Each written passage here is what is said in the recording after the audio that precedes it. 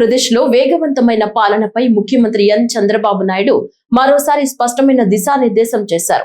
కలెక్టర్ల సదస్సు రెండో రోజు నిర్వహించిన సమీక్షలో ఫైళ్ల క్లియరెన్స్ వ్యవస్థపై సీఎం కీలక ఆదేశాలు జారీ చేశారు. ప్రభుత్వ సేవలు ప్రజలకు త్వరగా చేరాలంటే ఫైళ్ల క్లియరెన్స్ లో వేగం అత్యంత ముఖ్యమని సీఎం పేర్కొన్నారు.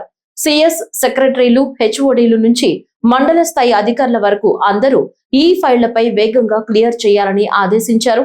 మాన్యువల్ ఫైళ్లను దాదాపు పూర్తిగా తొలగించి ఈ ఆఫీస్ వ్యవస్థను మరింత బలోపేతం చేయాలని సూచించారు. 24 గంటల్లోపు ఈ ఫైల్స్ డిస్పోజ్ అయ్యేలా మంత్రులు, అధికారులు ప్రత్యేక శ్రద్ధ పెట్టాలని సీఎం తెలిపారు. ఫైళ్ల క్లియరెన్స్ లో ప్రతి అధికారి పనితీరును ప్రభుత్వం నిరంతరం మానిటర్ చేస్తోందని వెల్లడించారు. జిల్లాల్లో ఇంకా ఈ ఆఫీస్ పరిధిలోకి రాని ఫైళ్లను గుర్తించాలని, జిల్లా స్థాయిలో హెచ్ఓడీలు తప్పనిసరిగా ఈ ఫైల్స్ మాత్రమే రూపొందించేలా చర్యలు తీసుకోవాలని ఆదేశించారు.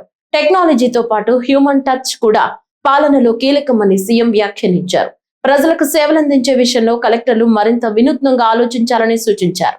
ఇది కూడా మీరు ఎక్కడెక్కడ ఎలిజిబిలిటీ ఉంటుందో అవన్నీ పెట్టి కంటిన్యూగా రివ్యూ చేయండి. 2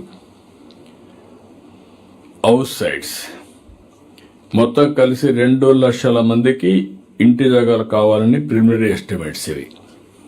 జిల్లా కలెక్టర్స్ డిస్ట్రిక్ట్ వారిగా, విలేజెస్ వారిగా క్రాస్ చెక్ చేసుకోండి.